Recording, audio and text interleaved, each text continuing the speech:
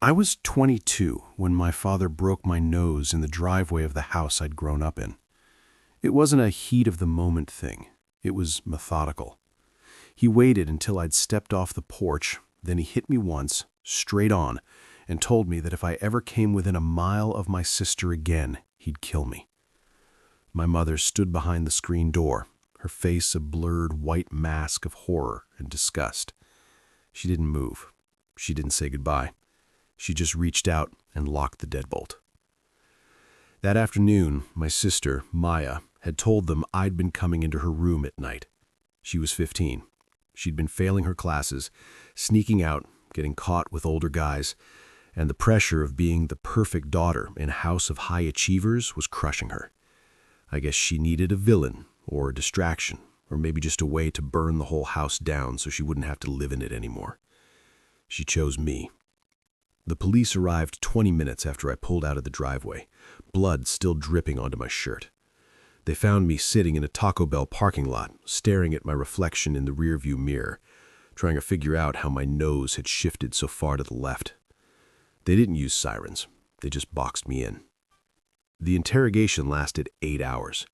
I remember the smell of the room, stale coffee and industrial floor cleaner. The detective, a man named Miller, with skin like crumpled parchment, kept leaning in close, asking me to just be a man and admit it. He told me Maya had given a detailed statement. He told me my parents had already packed my things into 3 garbage bags and left them on the curb. I didn't cry. I think I was in shock. I just kept saying the same thing. I didn't do it. Check her phone. Check mine. I was at work. They did check. They kept me in a holding cell for 2 days while they tore my digital life apart. They found nothing. No messages, no photos, no search history. My coworkers confirmed I'd been at the warehouse until 11 p.m. every night that week. There was no physical evidence. There was no case. On the 3rd morning, Miller opened the cell door. He didn't look at me. He just said, "You're free to go. Your parents aren't pressing charges, but they've taken out a temporary restraining order. Don't go back there." I walked out into the sunlight with $40 in my wallet and a shattered reputation. In a small town like ours, no charges filed doesn't mean innocent. It means he got away with it. I spent the first month living in my 2008 Honda Civic. I parked in the back of a 24-hour gym lot. I had a membership so I could shower, but I mostly stayed in the car, watching the windows fog up and listening to the local radio stations until the battery got low. I lost my job at the warehouse because the manager's wife was friends with my mother. She'd called her, crying, and that was that. Hunger is a very specific kind of quiet. It starts as a growl, then a dull ache, then it just becomes a part of your personality. You become hyper-aware of everything. The way people throw away half-eaten sandwiches, the price of bananas versus apples, the exact time the grocery store marks down the rotisserie chickens.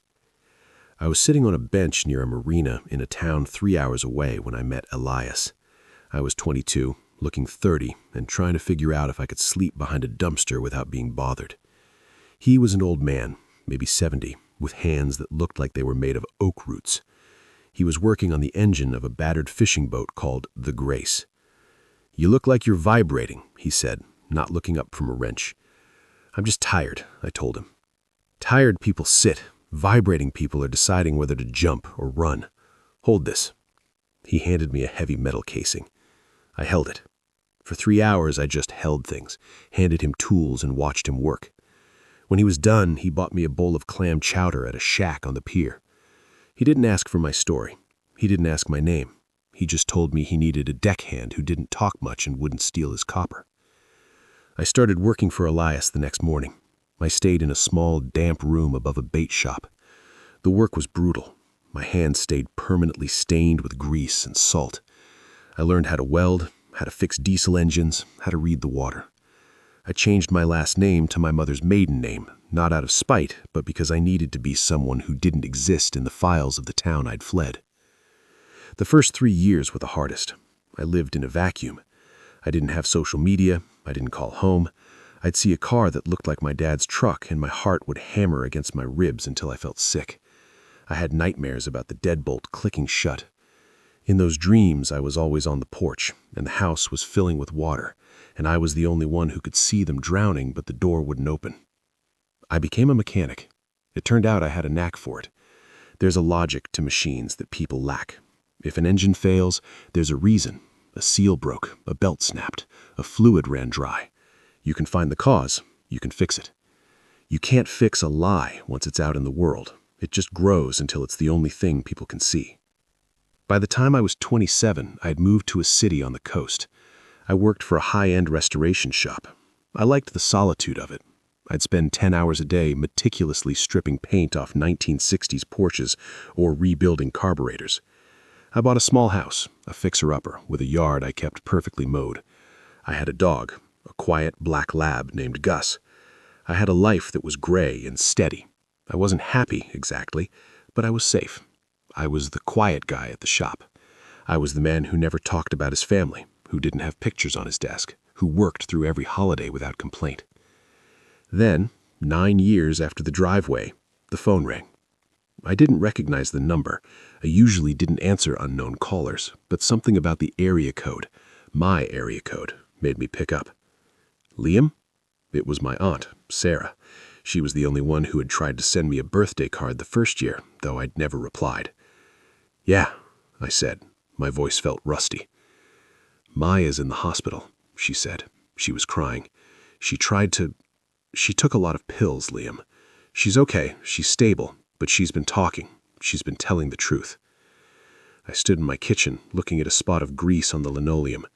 I didn't feel a surge of triumph. I didn't feel relief. I just felt a heavy, cold weight settle in my stomach. The truth about what? I asked, though I already knew. Everything. She told the police. She told your parents. She wrote it all down in a note before she admitted she made it up. All of it. She was scared they were going to find out about the drugs she was doing back then, and she thought if she made you the problem, they'd stop looking at her. She's been living with it for a long time, Liam. She's been falling apart. Okay, I said. Liam, your mother, she wants to see you. They all do. They're devastated. Your father hasn't left his room in 2 days. They want to make it right. How?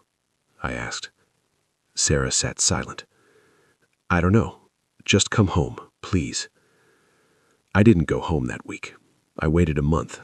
I kept working. I changed the oil in a Mercedes. I mowed my lawn. I fed Gus. I moved through my life with a new, strange clarity. The ghost that had been following me for nearly a decade finally had a face, and it was just the face of a scared, selfish girl and 2 parents who chose their pride over their son. I eventually agreed to meet them, but not at the house. I chose a neutral diner off the interstate, halfway between my new life and my old one. I arrived early. I sat in a corner booth, wearing my work clothes, a clean navy work shirt with Will, the name I went by now, embroidered on the chest. I didn't want to look successful. I didn't want to look like I struggled. I just wanted to look like a stranger. When they walked in, I barely recognized them. My father had shrunk. His shoulders, which I remembered as broad and threatening, were slumped. His hair was entirely white. My mother looked fragile, her skin thin as parchment, her eyes red-rimmed and darting. They sat down across from me. For a long time, no one spoke. The waitress came by and I ordered black coffee. They ordered nothing. Liam, my mother whispered. She reached across the table to touch my hand, but I moved it to my lap. Not quickly, not angrily, just out of reach. Maya's in rehab, my father said. His voice was gravelly. She's very sick, Liam, but that's no excuse. We should have known. We should have listened to you. I shouldn't have... He trailed off, looking at my nose. It's still slightly crooked. It always will be. I spent 4 months sleeping in my car. My voice was flat. I wasn't trying to hurt them. I was just stating facts, like a mechanic explaining why an engine seized. Explaining a diagnostic report. I worked at a fish market for $6 an hour under the table because I couldn't get a background check to pass. I spent Christmas of 2018 in a homeless shelter because I had pneumonia and couldn't pay rent. I've had 3 panic attacks in the last year just because I saw a police cruiser behind me in traffic. We'll fix it, my mother said, tears finally spilling over. We've told everyone. We took out an ad in the local paper. We told the neighbors, the church. We'll give you whatever you need. We have money saved. We can help you buy a house, a business." "I have a house," I said. "I have a job. I have a dog. I have a life." "But we're your family," she said. I looked at her. I didn't feel anger. Anger is a hot, active thing. This was just cold. "A family is a structure," I said, "like a house. You kicked out the foundation and then you burned the rest to the ground. You can't just walk back onto the empty lot and call it a home." "What do you want us to do?" my father asked. He looked broken. A younger version of me would have savored that. The version of me sitting in that booth just felt tired. "Nothing," I said. "I didn't come here to forgive you. I didn't come here to tell you I hate you. I just came here so you could see that I'm okay.